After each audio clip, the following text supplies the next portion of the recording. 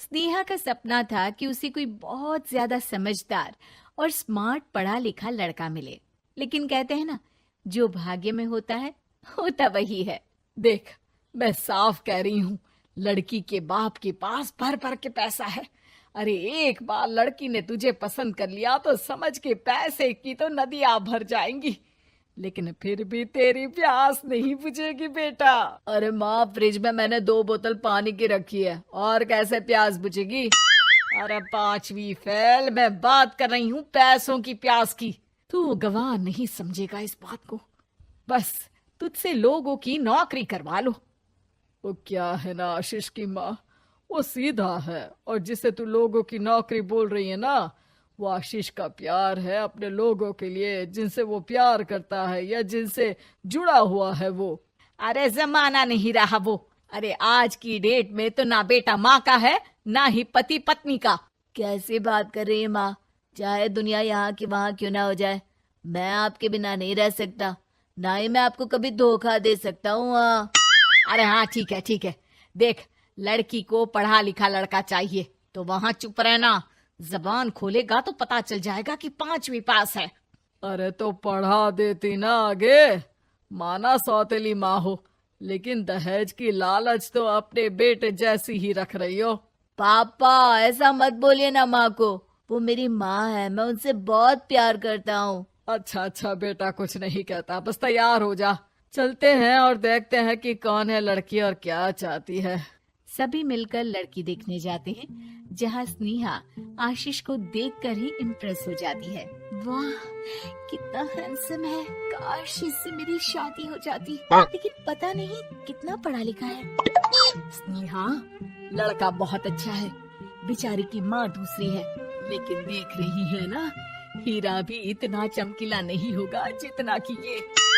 स्नेहा को समझ नहीं आता कि वो क्या करे। वो आशीष से मिलती है, उसकी सादगी, उसकी बातें उसे भा जाती है। मैंने नहीं सोचा था कि इतना पढ़ा लिखा लड़का मुझे मिलेगा। मैं शादी करने के लिए तैयार हूँ। और फिर स्नेहा और आशीष की शादी हो जाती है। शादी के बाद सासू माँ कहती है, अरे बेटा, वो तेरे जेवर मुझे दे दे, मैं संभाल कर रख दूंगी। स्नेहा, जो कि खुद भी एक समझदार लड़की थी, नहीं नहीं, मैं अपने जेवर नहीं दूंगी, उसके लिए तो मैंने पहले ही लॉकर खुलवा लिया था माँ जी। ये मेरी कुछ आर्टिफिशियल ज्वेलरी है, इसे रख लीजिए। वैसे मेरी अलमारी में जगह नहीं है ना। सास बेचारी नई नई बहू से क्या उलझती। सुनिए जी, मैंने आपके लिए खाना और नाश्ता बना दिया है, ऑफिस कब जाना है? कौन से ऑफिस में? मैं तो घर का सारा काम करता हूँ। हाँ, क्या बात कर रहे हैं? इतना पढ़ लिख कर आप घर का काम क्यों करते हैं? कितना पढ़ लिख कर? मैंने तो सिर्फ 5वीं तक पढ़ाई की है। तभी वहाँ सास आ जाती है। अरे 5वीं तक भी पढ़ लिया तो समझो मेरी कृपा से, वरना तो जो इसके लक्षण थे ना, क्या बताना। अच्छा आशीष, जरा बाहर जा और भाग कर टूथपेस्ट लेकर आ, सुबह से मंजन नहीं किया। और हाँ, फिर जाकर दुकान की सफाई कर देना, तेरा छोटा भाई दुकान पर जाने को तैयार हो रहा है। स्नेहा ये सब सुनकर हैरान रह जाती है। वो सोचती है कि आखिर उससे क्या गलती हो गई जो उसके साथ ऐसा हुआ। आशीष स्नेहा के पास जाता है। सुनो, तुमको तो मैंने पहली मुलाकात में ही बताया था कि। स्नेहा आशीष की बात ही नहीं सुनना चाहती है। वो जोर से चिल्लाती है, चुप रहो बिल्कुल, गंवार कहीं के।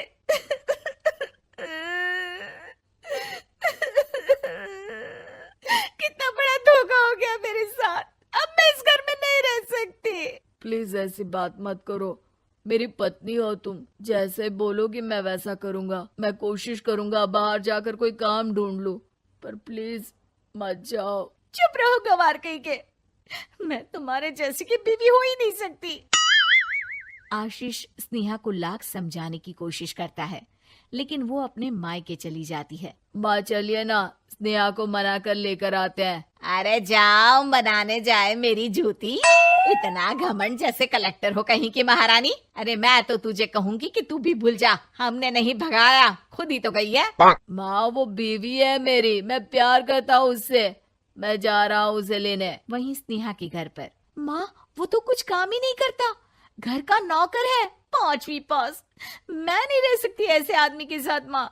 बेटा वो लड़का बहुत अच्छा है, उसकी तारीफ मैंने हर किसी से सुनी है। तेरा पति है, अब तक एक गलत माँ के साथ रह रहा था, तू संवारेगी तो संवर जाएगा। तभी वहाँ आशीष आ जाता है। मुझे माफ कर दो स्नेहा, पर प्लीज मुझे छोड़कर मत जाओ। मेरी माँ के जाने के बाद मुझे तुम्ही से सारी उम्मीद है। तुम जैसा कहोगी मैं करूँगा, पर प्लीज मेरे साथ रहो। सबके समझाने बुझाने के बाद स्नेहा आशीष के साथ घर आ जाती है। आ गई महारानी, अब आई हो और सच्चाई भी पता चल गई है, तो थोड़ा तमीज से पति के साथ घर देख, रसोई संभाल और हम सबकी सेवा कर। देखो, मैं अब इस घर में बंटवारा चाहती हूँ। जो मेरे पति का हिस्सा है वो उसे मिले और वो आज से कोई काम नहीं करेंगे। हिस्सा ले लो, लेकिन कमाओगे क्या, खाओगे क्या, धूल मिट्टी। अरे तेरा पति किसी काम का नहीं है, वो तो मेरा बेटा कमा रहा है तो 2 रोटी मिल जाती है इसे।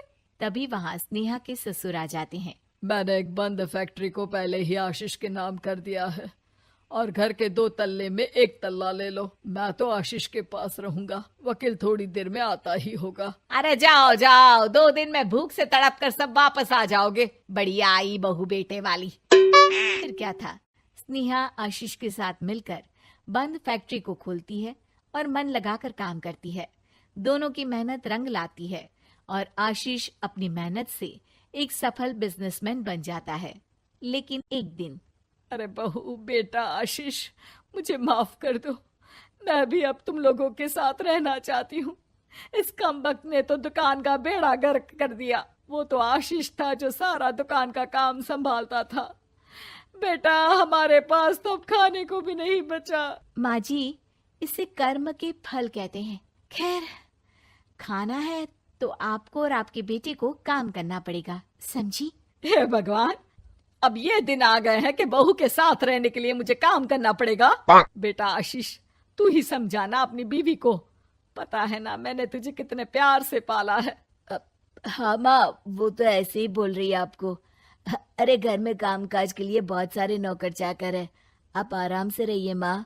स्नेहा आशीष का अच्छा और सरल सच्चा व्यवहार देखकर मन ही मन सोचती है, मेरा पति गवार ही सही, लेकिन दुनिया का सबसे अच्छा इंसान है।